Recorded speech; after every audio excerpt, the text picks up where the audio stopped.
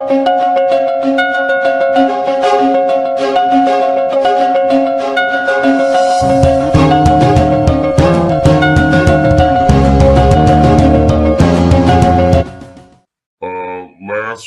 we were dealing with a coach, giving us a perspective, especially men, and about life and dealing with the pressures of life, things like But here today, we have a different guest that is going to give us some more insight.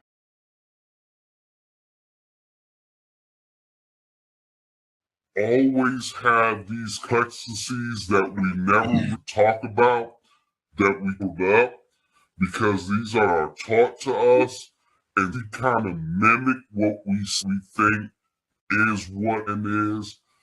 But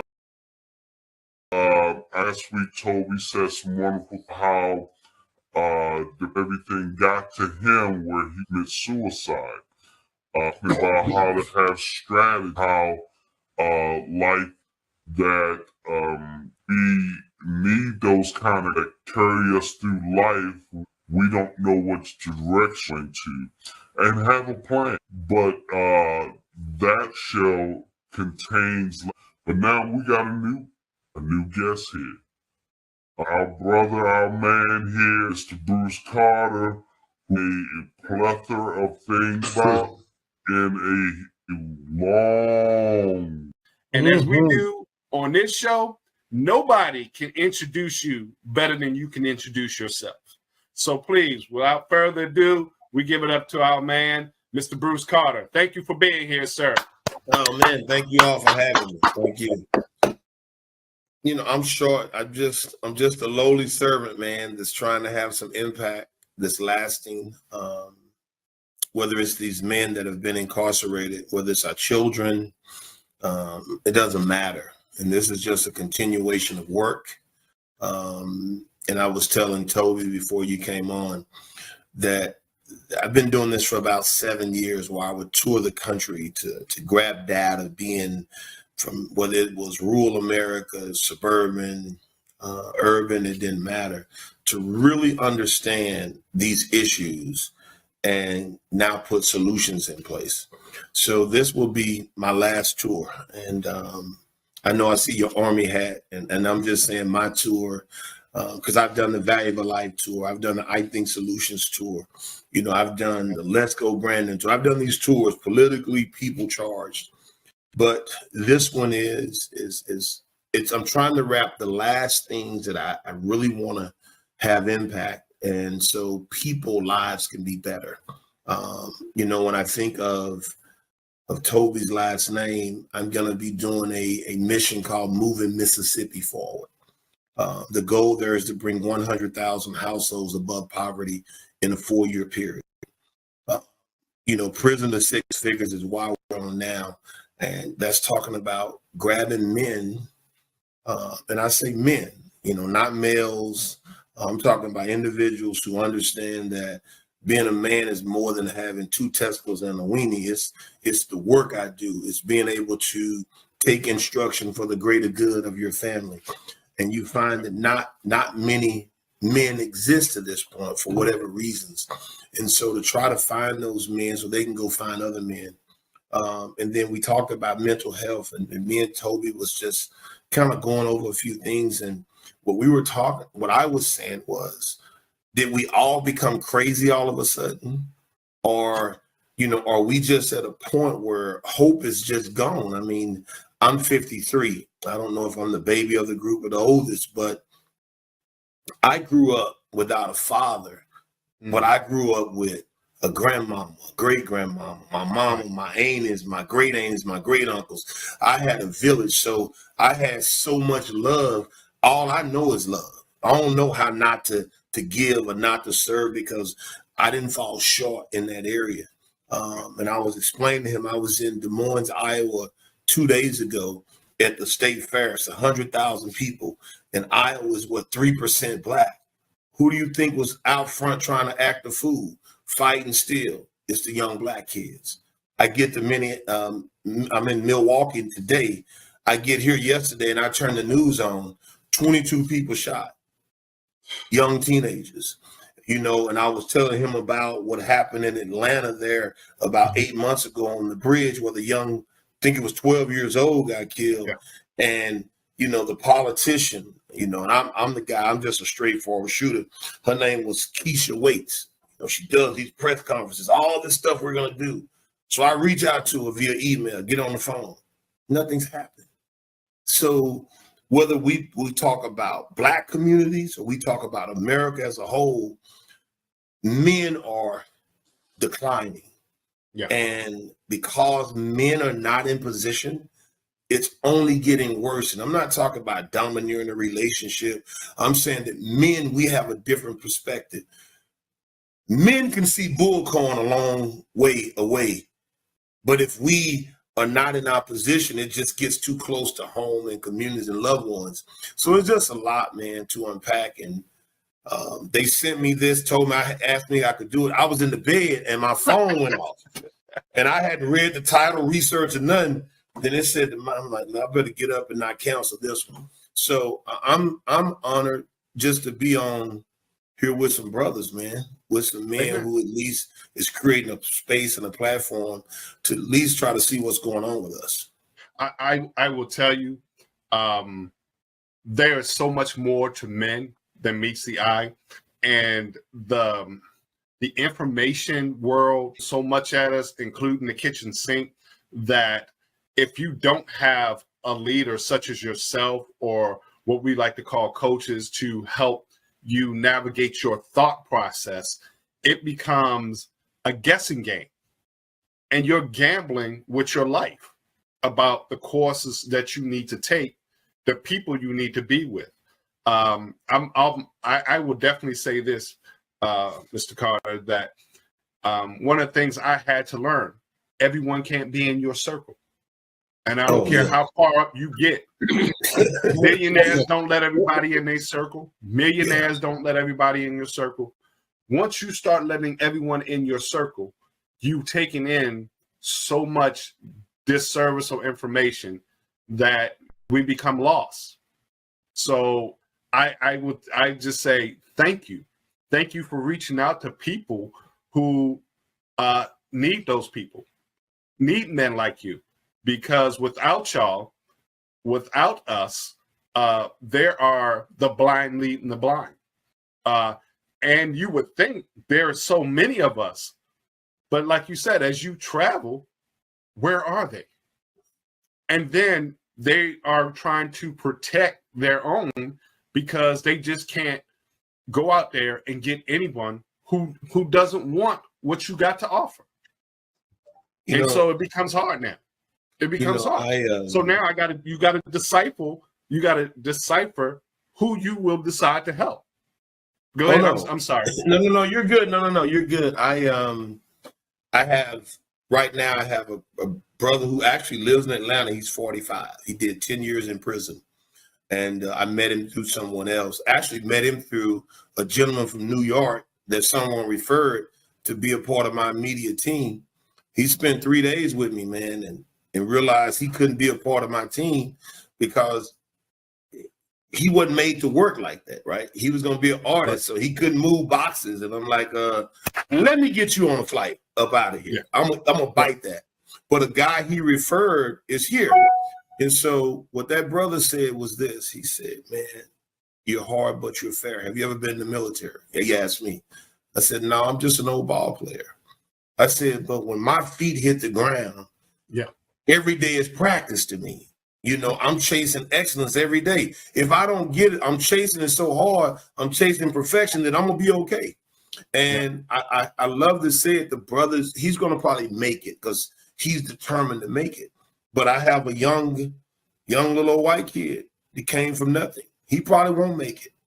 And he's standing in hotels that he said before he ever got here, the best hotel was a Motel 6. But he still has that poverty mindset.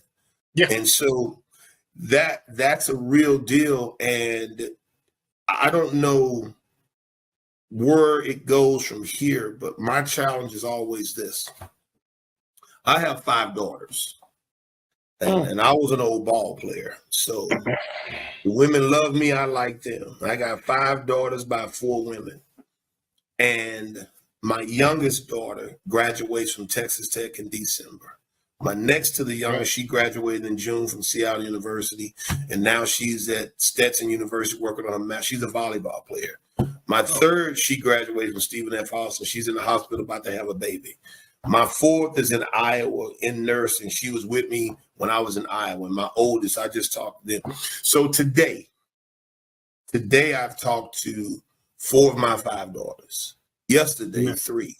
Because once I realized the importance of those relationships, and I've even learned how to parent them in a way where they love it. Because you know what I say, Mr. Jones, at the end of our phone? If it was me, I would do it this way. And I would do it this way because I have not told them what to do probably 3 years, 2.5 years. And my mom passed about 2.5 years ago. We were like this. And it's like this peace, though. He didn't suffer, but it was like a peace, man, that came. And my favorite song became The Older I Get by Alan Jackson. It's a country song. It's like the world just turned on. It became so clear. And so now I realize that I have whatever time I have to do the greatest work, to create the greatest impact. Some may say I've already done it because I have these young men that I mentored starting in the 5th grade who are now 25, 26 on school boards, top organizations in their towns. And I get these kind of texts from them on Father's Day. These are kids I mentored. Happy Father's Day, Mr. Bruce. Thank you. And one came back, oh, I love you. That's what he said. Then he texted back and said, no, I really love you. Why? Because from the 5th grade to now, he's gotten married and, he's still getting mentored. I could say that could be my greatest impact, but I think there's much more work needed. And if we allow, and I'm saying all of us, if we allow, now I'm going to come back to Blacks in America. If we allow broken men to continually be the leaders, because somebody's following everyone, to be the leader without trying to do everything we can, we're in trouble. And I think Frederick Douglass said it best. I don't agree with him. I understand the difficulties of it, but he said in a paraphrase, it's better to go in and work with young kids than to try to repair broken men. And I just paraphrased it. But if we don't take these men that are broken, I'm not talking about in crumble pieces. Some are just broken because they were miseducated, undereducated, incarcerated, didn't have a dad, and mom was doing her thing. They didn't grow up with love, so they got hard hearts. But they're a danger to us because they're going to raise their children the best way they know, and they don't know nothing. Exactly. So what I do, the selfish side is I want my girls to meet young, that's been my prayer, young, good men. And I'm hoping through reciprocity, the work I've done works. And so far, Lord ain't heard me because they got some knuckleheads. But anyway, that's another story. I'm sorry. I know I almost went there. I almost went somewhere, but let me come back. Well, I will say this, Mr. Bruce, is that the Lord thy God, I heard it best said this way: we're created for these streets, or we're built for these streets, right? Whatever street you're on. So if your street is the government, if your street is education, is your street sports, as in balling, everyone has a street that they need to be working on. What we have fallen for is the bait and switch, as we like to call it. What have America fed us is a bunch of junk food that was destroying us from the inside out as an individual and as a people. And the very few that made it A lot of them didn't reach back and come get us. When I watch documentaries on PBS, those things that we see is like once Dr. King passed away and they put legislation in, one of the first things they started doing is they started allowing the highly educated minority to come up out of our communities and come to their communities. Mm-hmm. So the doctor went, the business owner went, everybody started leaving that could leave, started leaving to go on the other side. Guess what happens? So the people who lost a dad, who had a mom and only a mom, who wasn't working back then and was barely surviving, now not only are they missing a father, but now they're broken in places because everybody's gone who could lead them somewhere. So let me ask you this. What is the number one thing that you first start off to deal with someone who has a hardened heart? But let me say this, have a hardened heart, but wants you to mentor them. Because I know you see it all the time. So, they want what you have because they've seen what you've done. But they don't want the change, but they want the gift. Oh, well, they don't last long. It don't work. So I try to be real clear is that it's hard, guys. Like if you talk to my daughter, it's hard. It's like hard. The young man I was just referencing, he has a nonprofit in Waco called Mentor Waco. And he called me, he said, Mr. Bruce, how did you do this? I said, I was built for it, just like you are. So when that man, let's say that male, when that male comes forward, I just have a real conversation. Look, man, I'm going to do everything I tell you I'm going to do. I'm going to give my all to you. Right. But I'm not your mama. I'm not putting you on my breast. I'm not trying to carry you. I'll walk beside you. We can go back to back and make sure we both stand up. But that's it. And so I mentor hard, but I do it not to break you, but just to give you the strength to go along. So when you get in a bad place, you got so much inside of you. See, Bruce ain't never killing each other. Let me put this out here. If I die, when I die, and they said it was suicide, I'm giving y'all a charge. Found who killed me. Right. Then ain't happening, right? And so the number one thing, though, that I think that I ask of everybody, man, you got to have the ability to listen. And that's listening and paying attention to details. If you do those two, me and you're going to be all right. Because I know you're going to learn something because I'm going to give you something that's tangible that you can hold on to. And unless you're a lunatic, when there's progress in front of you, or you just want something for nothing, but if you earnestly want it, you don't want to hand out, you don't think somebody owe you something, you see it as a genuine opportunity. If you can listen and just pay attention to detail, I can get you there. All right. Toby, you have something to say? You were sitting over there having your wheels turn in your mind. I seen it. The process. My question to you, Bruce, looking at your bio, prison reform. It's along the lines of prison reform. You have a man who's been in jail 20 years, give or take. He comes out of jail. He comes out. He's released.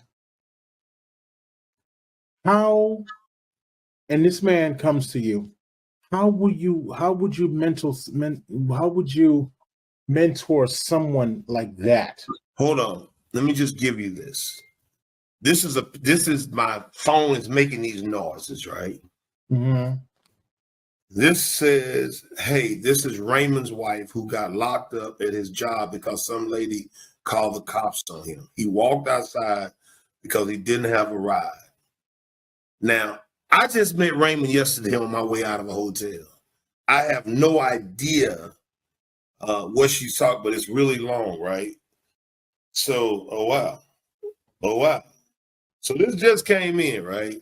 Like, this is what I get, though. So yet the police ran his name and said he had a warrant. One of those got rescinded, but apparently the other one did not. We are 2.5 hours away from where the one is. There is no one that can pick him up, but his bond amount is $500.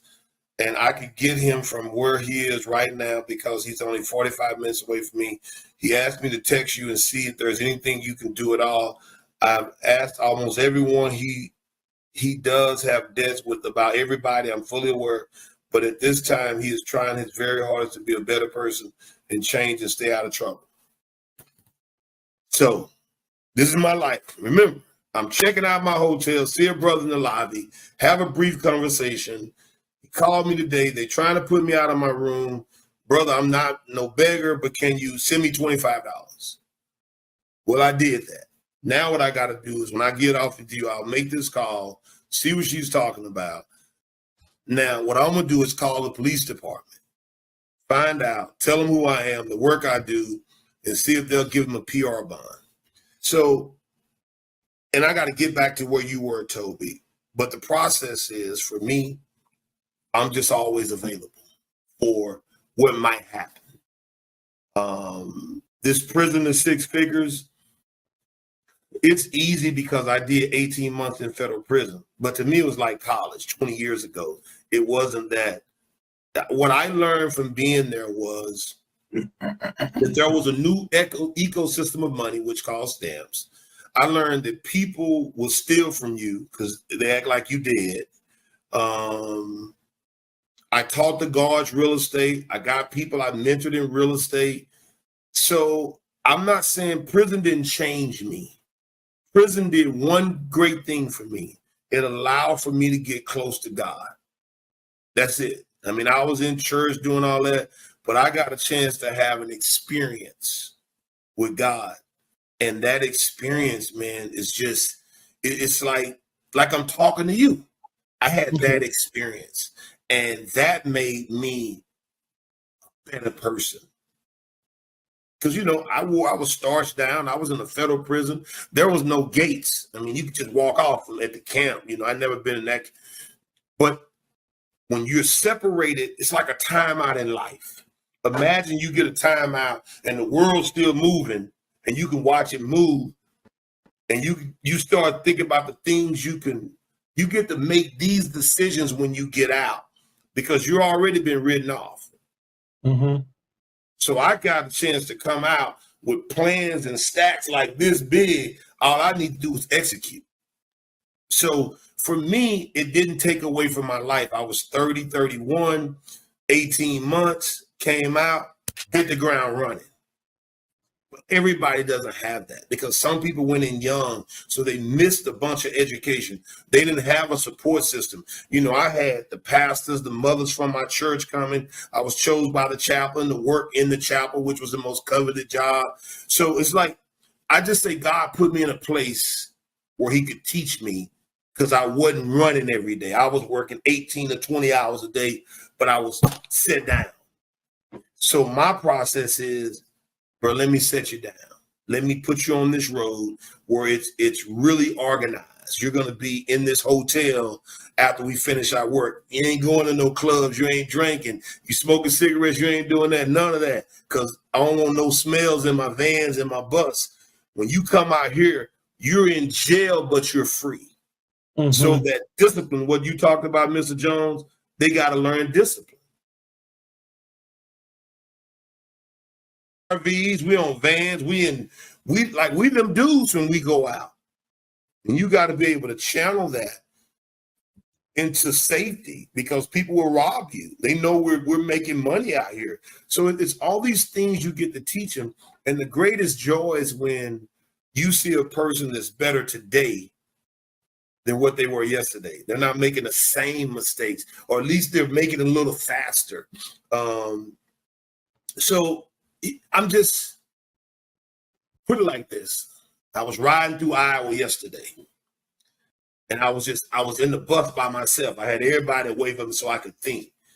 Man, I'm just smiling while I'm riding down the highway because I see it working. I see these things coming together. And before you came on, thank God, always provides for me to do this stuff. Never had a grant. have people to get in because it look good, but it's more difficult. Things don't manifest the way you think they are. So I'm just, like I said, I'm just grateful, man, that you say that street that we all got, that I was picked to be on the street that I'm on right now. And I just want to keep the wheels between the white lines and get from one point to the other. And once I get there, I'll be able to look back, and there should be a trail of people who are doing the same thing in their street that they're supposed to be on. Okay. I was gonna finish the question. I think you touched on on the answers a little bit. So, this guy's out of jail. So, how challenging is it to put that person on the right street? Like James has said, is it challenging to put them on the street? Because the reason why I'm asking you that question is because when people go to prison, if it's a felony, it's almost like a death sentence. They can't do anything in their lives anymore unless you help me change the narrative this evening. Because people that I know, when they have a convicted felon and everything, it is challenging for them. So let me debunk some of the things you said. Okay, please. Because it's turning to me as well. Now, if you want me to take me out of the equation, because maybe, if you read my bio, I have two things that I have that many people don't have. That's faith and favor. Mm-hmm. But I have been with billionaires. I've been with millionaires. I've never had the felony to stop me. Now, I'm the guy that if you tried that, I'll sue you though. Because I will sue you. Like, you'll get that. So I haven't had that be an issue, but the reason why it has not stopped me, because I'm an entrepreneur also. So one of the biggest things is if you tell me that everybody has that luxury though, Bruce. Not everybody. What luxury was it? What luxury was it? I came out with what luxury was it?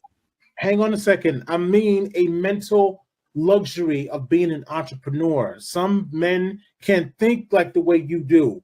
Like, okay, I need a job. What am I going to do? Okay. Some of these men don't have this mental, luxury of going out there to pave the way for themselves or anything. Okay. Those are the people I'm talking about.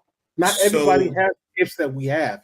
So right now, at least in the Dallas area, warehouses pay $17, $18, $19 an hour. They don't care about the felony.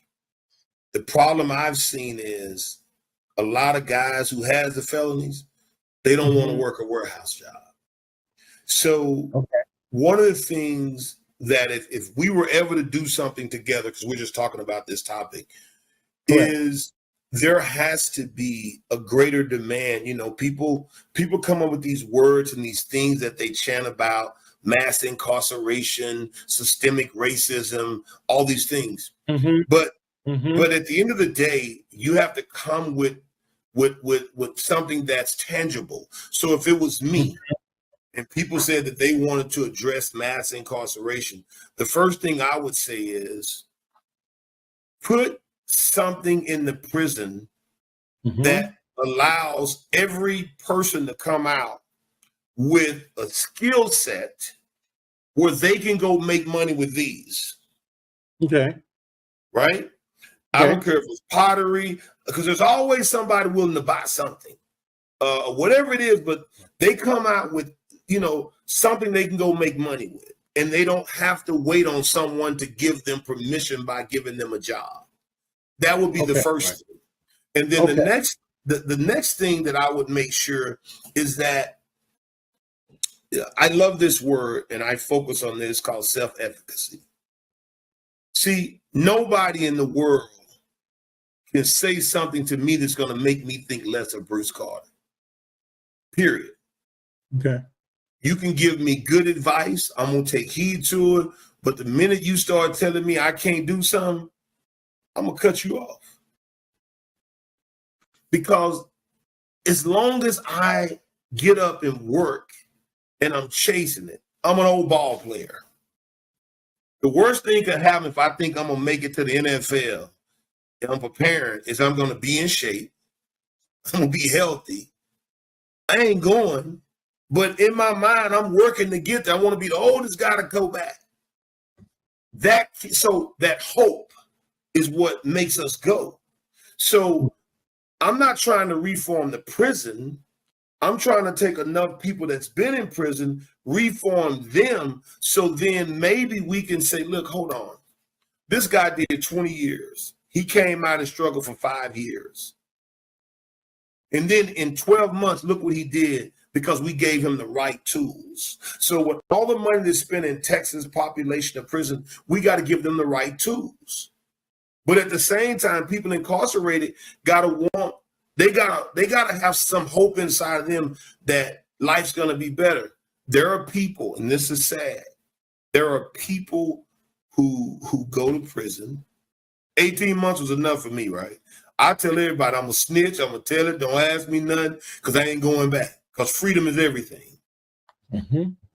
But there are people, man, that go to prison and nothing changes because they went to prison empty and they stayed empty.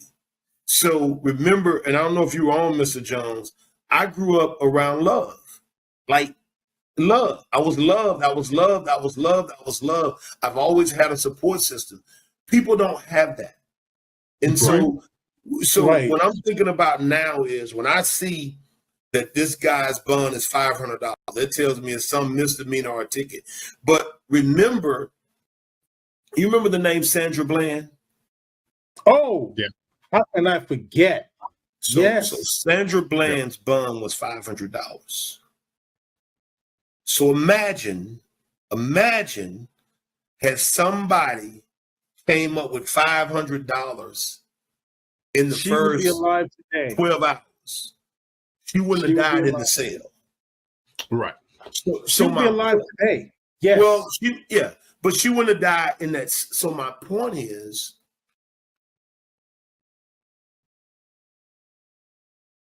lie to get where they want to go, who don't maximize on opportunities. They're out there. Mm-hmm. But I try to just take it as it comes. And if my heart drives me in a way, I go all in. If it don't, I just don't move. I just, sometimes I just say, okay, I can't do that. But we have an opportunity and a responsibility. I don't know. I don't want to cut your name up, so I ain't gonna try to say it's Kissimmee, like Mississippi. Mississippi. Okay. Do you know anyone do you know anyone person who's been in prison? Mm-hmm. You do? Okay. Yeah. All right. Mr. Jones, I know you do just by your last name. That's a good one. So when you take that, do you know anybody who did more than 10 years in prison? You do? Yeah. Because the mindsets are different based on sometimes time and based on where you went. So I was in the federal prison, totally different than people been in state. I was in there with people who were millionaires, restaurant owners. They was in there for like tax evasion, 6 months, like the Martha Stewart stuff. So it's a difference when you have people who did hard time, no air conditions, fighting to protect their bodies. And we had that kind of stuff. The guards called me Mr. Carter. I'm writing guards up because I'm trying to send roses home. And, but it was different, but it was a timeout. I wasn't a free bird no more. So when I walk and I start to introduce myself and I'm talking to these guys, like this young man that's texting me, he's from Chicago. He had 2 murders at one point. He had drug charges. But now, according to the wife, he's trying to do right. So what's going to happen? Because his whole deal started, he's a young man. So, he missed a lot. I don't know if I can help him. I just know I can't carry him right now. And if I'm not careful, I can be put in a carrying position. Mm-hmm. But can I keep him hopeful? Yes, I can call the police department, see if I can make sense of it, see what it really is, and kind of go from there. Okay. Wow. Well, you can only lead a horse to water, but you can make him drink. You can't make him drink. Yeah. At the end of the day, that's what it's. So the prison to 6 figures. Let me see if I can get this right. You're not going to babysit them. You're not going to breastfeed them like you said earlier. But what you do is to set them in a place, put them in a position where they can go get it. And I'm going to go with them the first time. And you're going to go with them the first time. But they have to be motivated to do it. They have to want it. It's like you said, people go to jail. They don't know anything else. They try to commit a crime to go what? Back to jail. How do you manage people like that to prevent them from doing something to take them back? Because I've seen prisoners who are terrified. I've seen men, it doesn't even matter, black, white, brown, who are terrified when they come out. It's like, what world am I walking into? There's no structure. There's nothing. I don't know what to do. How do you flip their mental state to say it's going to be okay? How? Okay. So the first thing that I do is, I've been building a trade school that I have set to make it different intentionally, because it's about building the development of the person. I'm not even worried about the trade right now. So it's called a solid foundation, and all of our foundations are shaken. So once they can obtain this solid foundation certification, that deals with the self-efficacy, the value of a life, and it makes you understand that you have a value, civic engagement. It touches on entrepreneurship. Once they have that, I'm confident in them. But I'm not going on the road with nobody in that capacity that don't have it, because I don't know what's inside of you. Right. So once you know it's like going to the Army and not going to basic training. You enlisted and they just took. I mean, you get what I'm saying? Like, right, that ain't happening. You're like, I'm not going out to war with him. It's the same thing. So I'm not going to put myself in a position when I don't have any idea what's inside of you. Right. But once I know what's inside of you, now it's just tapping into it. Because I'm not looking for perfect people. I'm looking for people who are willing to get up, put the hard work in, deal with the adversity, stick with it, and keep it moving. That's it. If you have those people, man, you can change this world if they have those tendencies. But when I have a person who, the minute I say something, you got an attitude because you feel like I'm fronting you out or calling you out, we ain't gonna make it down the road together. Right. Or you can't take instruction, or you can't take criticism. We're not gonna make it down the road. So that male ego has to be gone. And with some people, they're gonna die with a male ego, never accomplish anything. But there are other ones. This brother that's here from Atlanta, like I said, he's 45. But he's gonna make it, man, because he got the right mindset. The other day he said, I'm getting better, but I'm gonna be here unless you send me home. He said, I ain't quitting. And I'm driving him, man. Like, no, I'm driving him. I come in my room sometime and I say, man, he is 45. But you know what? He 45, but he went to prison at 18 and did 10 years. So is he really 45? Right. He's motivated.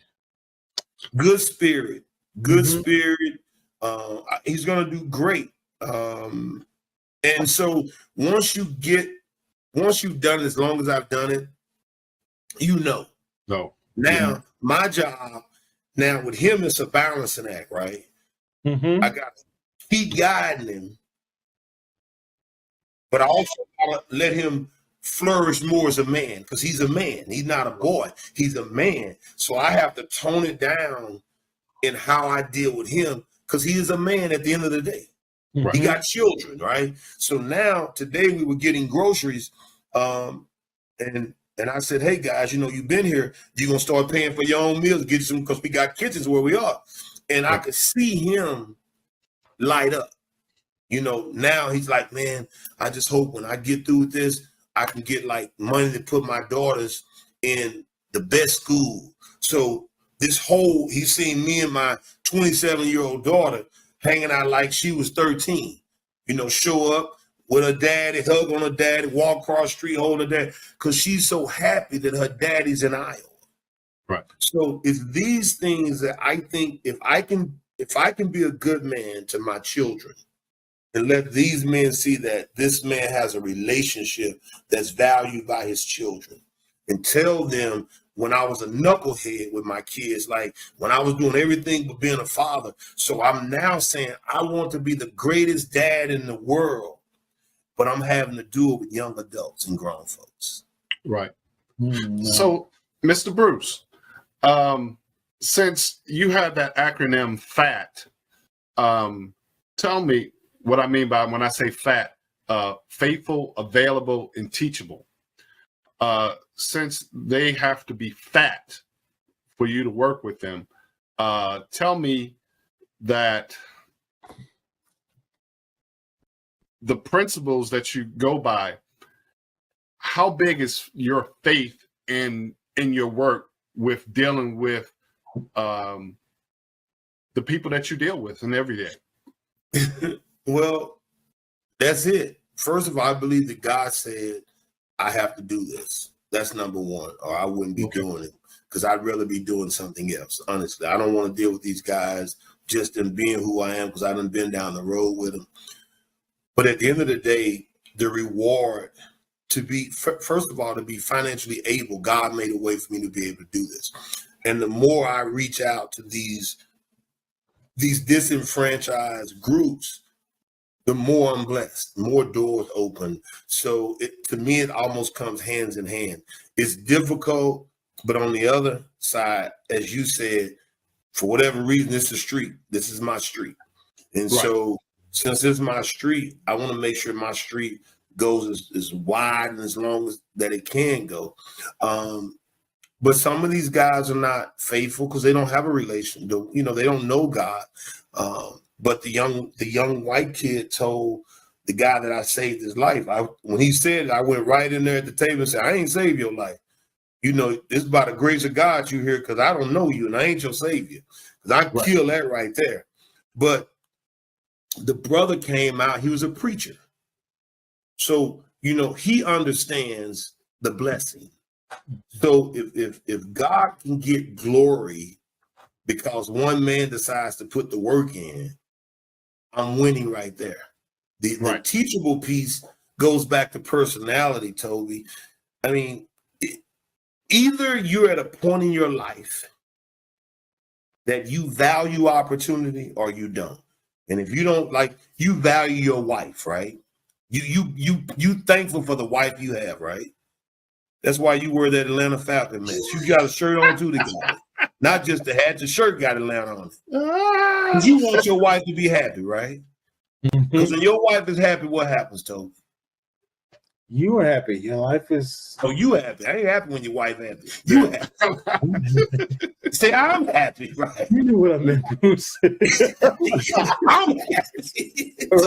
Right. So my point is, Toby knows that if all I gotta do is do this and my wife is happy, these guys that come along, they have to know that if I can be successful, the people I'm trying to impress that don't really care, my success is gonna make my children love me more.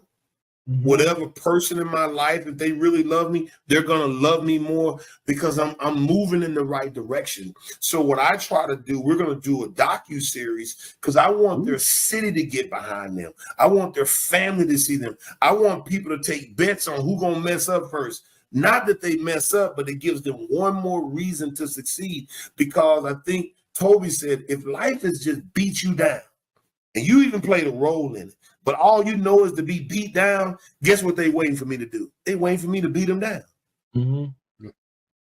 And so it's a lot because of the demographic. But I'm praying and hoping, and I've been, man, like really praying, even I better start fasting, that the best person with the most sincere, who need it the most, is the one to get a chance to do it. Then it works. You know, if we have 7 people, I got internal bets that saying, man, ain't now one of them gonna make it. You know, I worked with 568 men about 10 years ago, mentoring them in Dallas, Fort Worth area.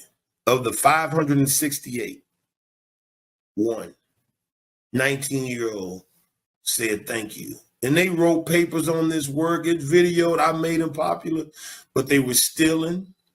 They had all kind of excuses. They would show up high, drunk. And I'm checking you, like, what you doing? And they couldn't take it. Man, you ain't my daddy. Who you think you are? You in my place. Get out of here. Right. That's what I got for you. Go on about your business. Go on over there and do nothing, because I don't want nothing people around me. Right. It sounds harsh, but I don't have no. And now remember, I'm 10 years older now. So now I really do just need to be blessed with the right people, man. If I get the right people, or when I get the right people, we're going to do some work that's so credible. You know, when you take a person who comes in and in 12 months, they now own a business, they got a 700 credit score, they got more money in the bank than they probably ever had. And if they go back and they did nothing else, they were successful. But when they go back and they learn how they can take a little group of young black boys, 12 or older, and they can duplicate, that means Atlanta. I can come to Atlanta right now. Doesn't matter where you go, it works. I can go to Georgia. I can go to Atlanta outside the suburbs, and I can go make $100,000 probably in 7 months. It don't matter. You drop me off in Lenox, Georgia, drop me off in Adele, Warner Robins, Perry. It don't matter where. Fort Valley, Villa Rica. I done ate in all of them, man. Look at you naming these places. I'm letting you know because it's real. Like, it don't matter. Because what do we do? This is what people have done to black people for so long. They put a product in front of you and they tell you want to buy it. Probably don't need it. I teach them how to do the research to have products where people have disposable cash. And guess what? Don't wait for the people to come buy it from you. Go to them. Whatever that is.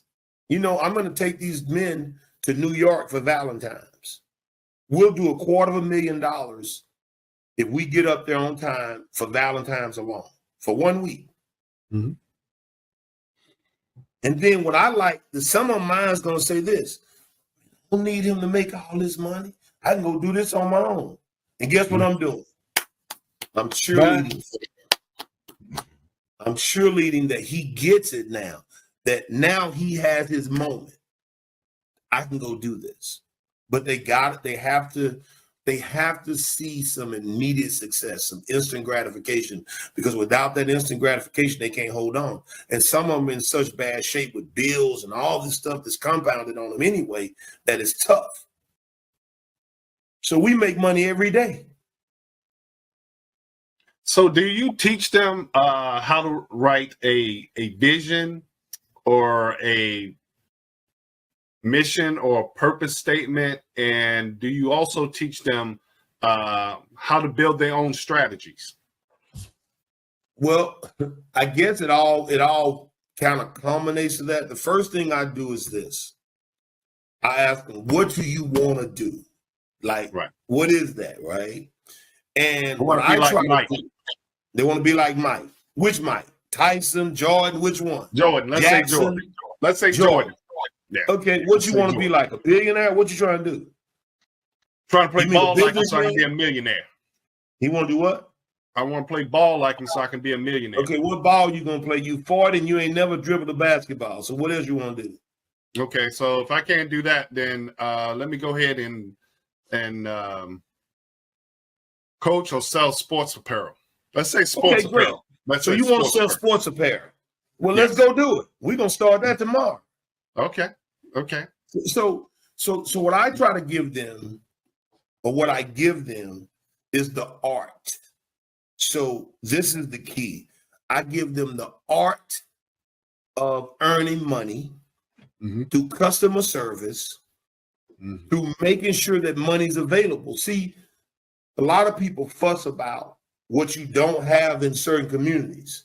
Right. Certain communities can't afford what they're saying they want. It's not enough dollars. So when I teach them, when you do this research and you look at the median income in a specific area, you need to go find out what them people are buying. And then if you want to be like, these guys want to be, a lot of them want to be artists, right? I said, okay, here's the deal. You really can't go hold down and work for somebody and be an artist because they own your time. But you do got to provide for your children and your family if you're going to be considered a man and you want to be blessed. So what you're going to have to do is you're going to have to create a way you can make money. I don't care if you're selling donuts, lemonade, or something, and try to get something you can take your kids with you so y'all can have some family time and your kids can see you getting it. And then set your goals, right? So if your family's bills is $6,000, $3,000, whatever, you need to, then you know, in order for you to do the music, if your budget is to get in the studio is $2,000, you got to go now work harder to get the $2,000 to go in the studio. Exactly. You get what I'm saying? So what you need to do is you need to downsize. You need to go and get y'all a 1-bedroom. You got to get you a trailer house, but get you something where y'all can go live in a mobile park, get out of Atlanta, leave New York, whatever is not a part of your foundation or your stepping stone to get to where you want to go, give it up. Exactly. Yeah. Yeah. It makes good sense. You know, if it's wearing you down, cut it loose. Yeah. And so when you get lean and you start realizing, and I got a little more money in the bank this time, dang, you start getting rid of other stuff. And then you realize that I do have enough. And like I said, the transformation, and I hate that. And I don't lie to these guys. Right. Earning money has never been my issue. Right. I'm always get some money. Right. So that wasn't my issue. I guess we were a single. I was a single parent household. I can remember going to 7th grade with a pair of Wranglers and some gym shoes, but I nipped that in the bud because I had a fireworks stand. I went and made some money. I hauled wood. I picked peas. I hauled hay. I sold Nihilators that I stole from Mr. M. I sold for $0.25 a piece. I was going to get some money, right? That wasn't my issue. But yes, man, I can't give you something that I did other than learning and always want to be the best, because some of the things I do, it's a gift. Right. So me being incarcerated, you're right, Toby, I can't equate them to me because I went in with a degree, an education degree. You know, I went in, checking people with paperwork if they got out of line. Right. So you're right. But I can try to transfer. What I can give them, I guess, if I wrap this up, I can give them hope. That's it. You know what, though, Mr. Bruce? I'll say this. A lot of people, that's what they need. And I always teach, never discount their failure because they need to be broken somewhere, or that failure is something that they needed to see to make them fight more. And just because someone is down here, don't mean they won't, we all know, don't mean they won't come back. But for you to care, right? Because in this world, the way it is right now, there's not a whole lot of caring people. And especially people who are not your family. Yep. And that says a lot about character. And even though you got a skill set, only character can keep you there. And that's the truth. Only character can really keep you there. You can be great. I know preachers that can really preach, but their character is not there. And their character, because it's not there, will not keep them there, because then they'll be an embarrassment. But for you to have, for God to give you that gift, along with caring, that goes a long way. Because I'm gonna tell you, I know a lot of people, and you might be from Dallas. I'm from Baltimore, right? Okay. And I've seen a lot of people die. I've seen a lot of people go to jail. And I got a concept in my mind, and this is one of the concepts I have in my mind. There's two ways a man come out of jail. Either he fully reformed and he believes in God, or he got better at his hustle. It ain't no two way. It ain't no other way to come out of jail. It's just those two ways. You either really got reformed and believe in God, or you just got better at a hustle. And most of them get better at their hustle, right? And what hurts them is that you can get over on some of the people some of the time, but you ain't gonna get on everybody. Right. And your character is going to start showing, and then no one's going to want to deal with you. But I will say, pastor in Prince George County, Maryland. Say it ain't so. PG County. Yeah. All right. PG County. I did a violence reduction summit with the chief that's there. He's from Dallas. And I invited this, and this is the part where I really, I started to deal with people indifferent. So call the chief. Yeah, we're doing it. I invited the DA office. I invited the county executive's office.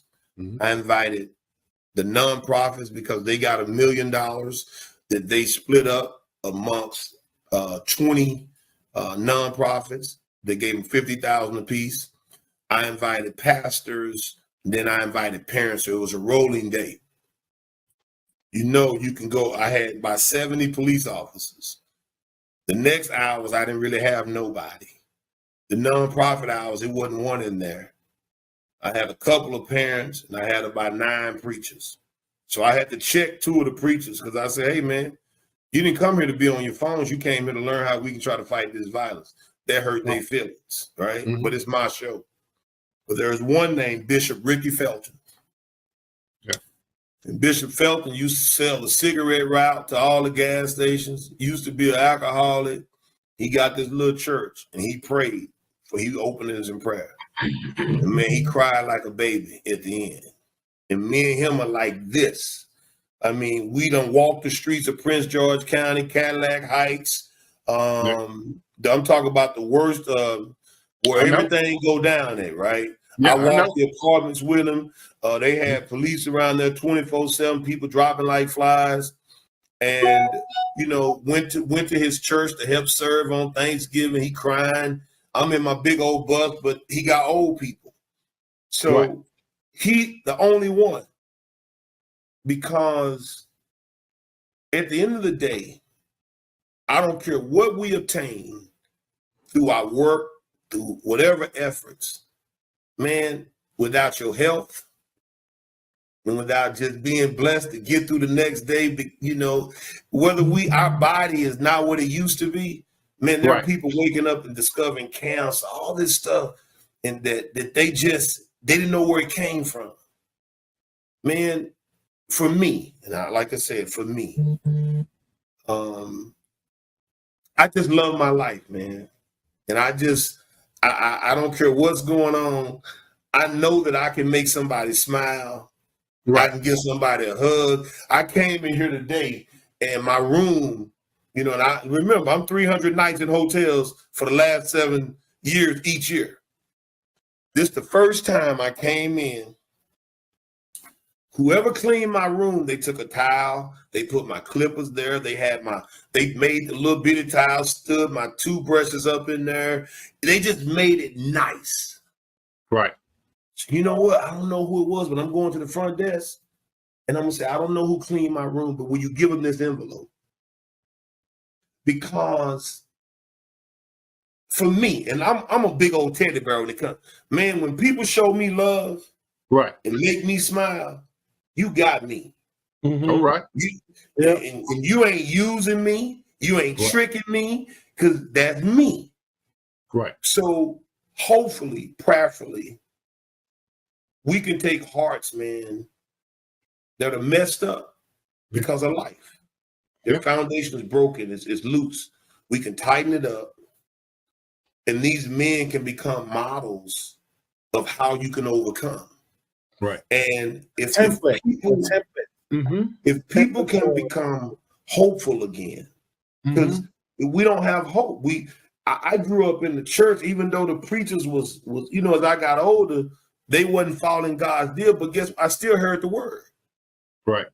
I mean, Don't open that door, Bruce. Don't open that door.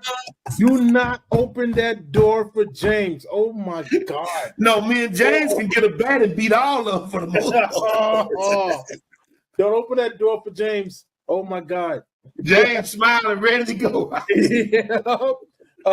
Like, it's gonna be a long night if you open that door. I tell you that right now. James, I'm gonna say this: you ain't got to go there. I did a radio show called "A Life Changing Word," that I did on a gospel show in Dallas. And where I was in Dallas, y'all have heard of TD Jakes, right? Right. So within a 5-mile radius, and I'm putting 5 miles because the Potter's house was the furthest from the station, but it could have been in a 2-mile radius. You had these $40 million buildings in a 2-mile radius. Mm-hmm. The church people couldn't fellowship together because of the issues of the pastors. One would talk about this church, so I challenged them all. I was whooping their behinds. They put together this program called FICA, like FICA, because that was the first letter of the 4 churches. It lasted about a month, brother. And what I was telling them, at that point, it was over $4 million every week that was being taken in by those churches. But it looked like somebody dropped a napalm bomb around these churches. Yeah. And they let the Jewish guy come in and buy the mall. And the city of Dallas gave him over $50 million. And now the mall ain't got none but county offices in there. It's not serving the people. And so that's why I can't wait for government.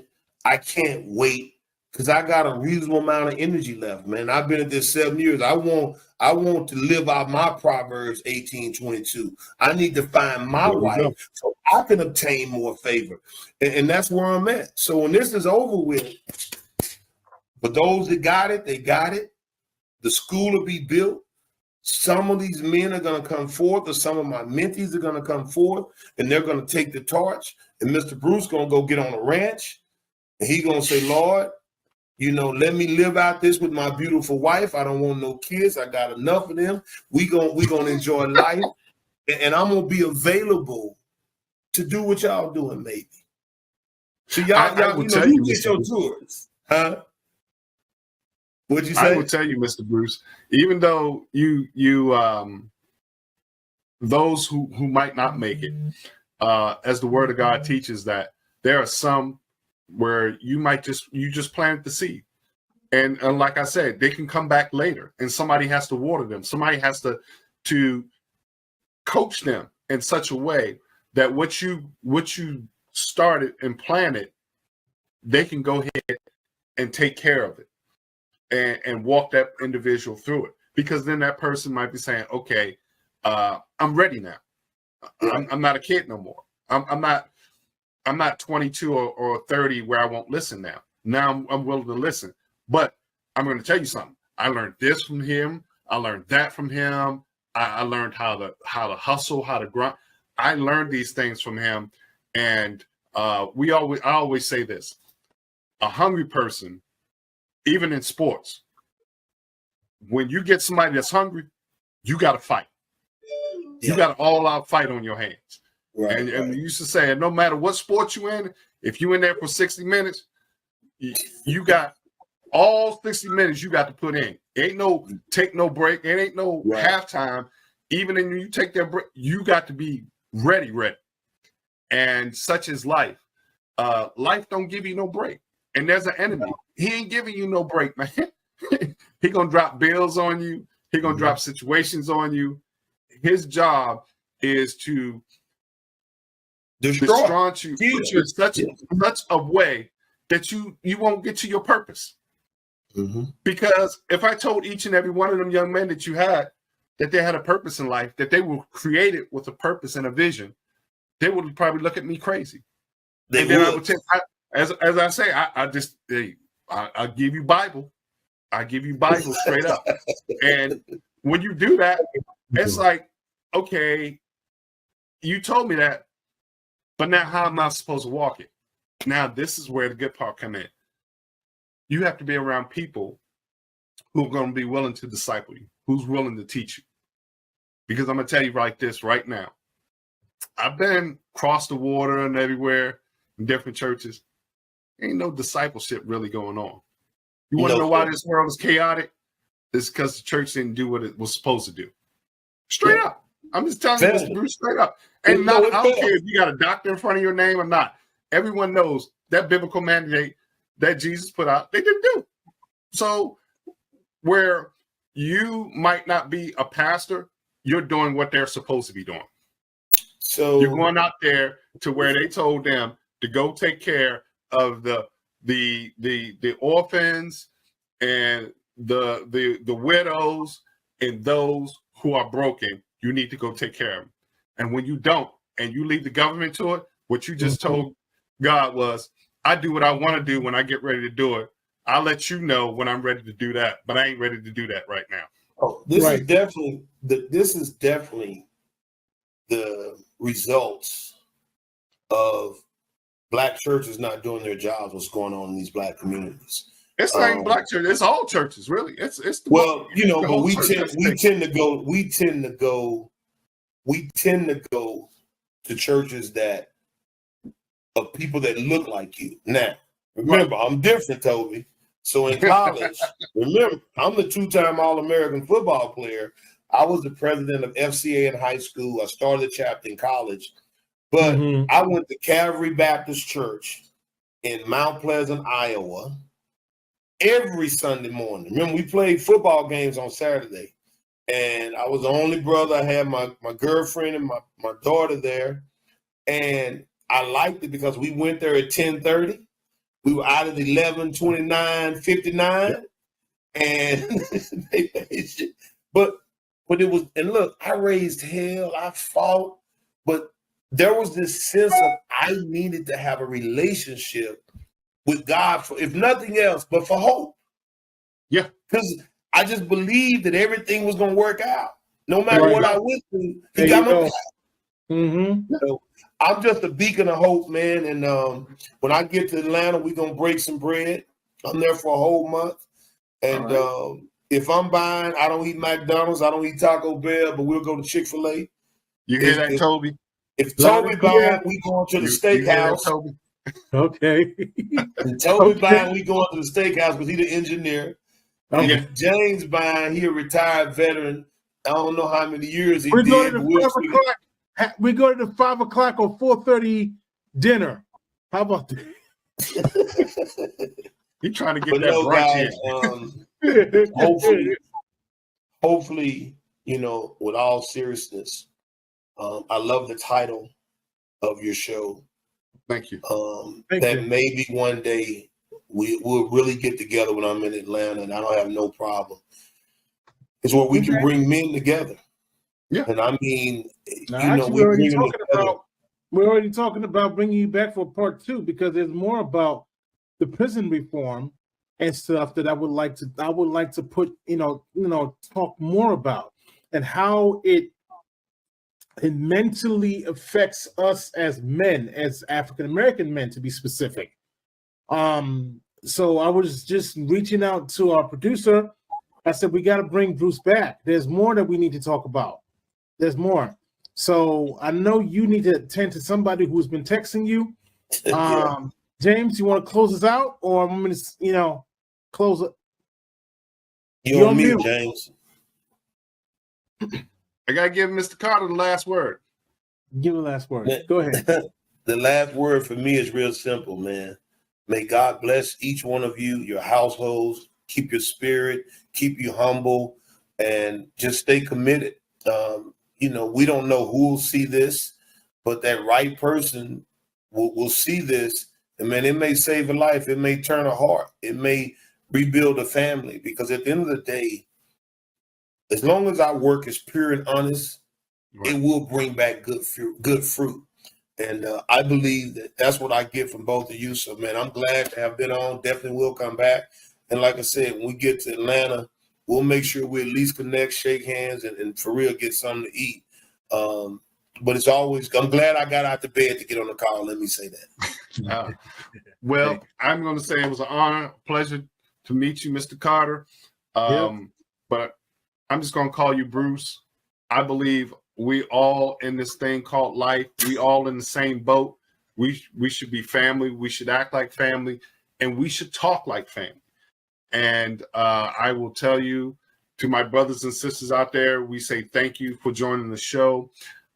Thank you, Mr. Bruce, for doing the hard work. I will tell you, most people don't do that kind of labor at all. Slim to none.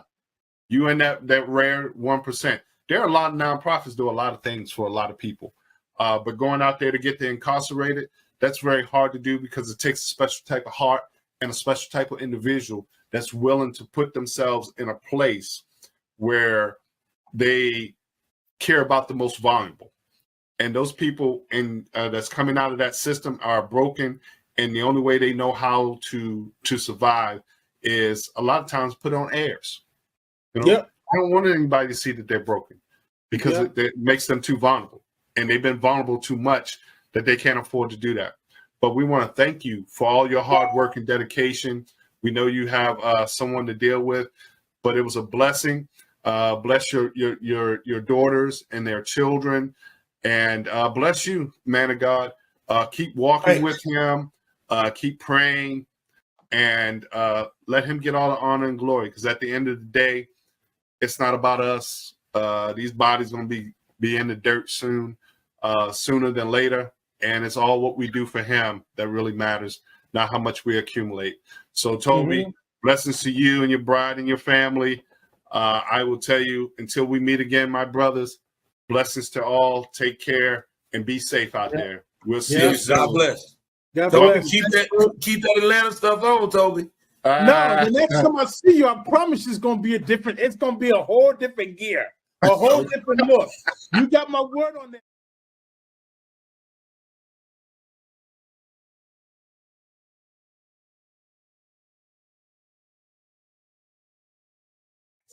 So just depending where they go and who they with, they pull out their gear and be like, all right, I'm wearing this now.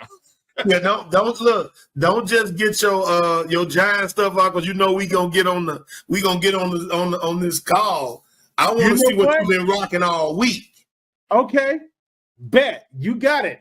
And man, you know what we're gonna do? We're gonna mess around and catch a Giants game together. All right? Yeah, amen. Cowboys against the Giants. By the time we see you again, the Giants and the Cowboys would have played each other. That's going to add more energy to this. I can't wait. Okay, let's do this. All right, guys. Let me take care of this guy, man. All right, my brothers. Much love. All right, take care. Bye-bye.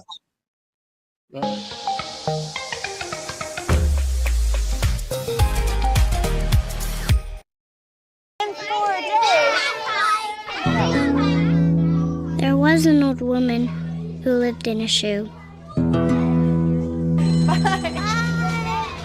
She had so many children, she didn't know what to do.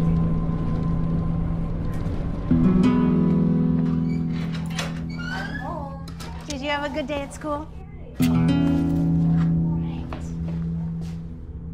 She gave them some broth without any bread. There you go.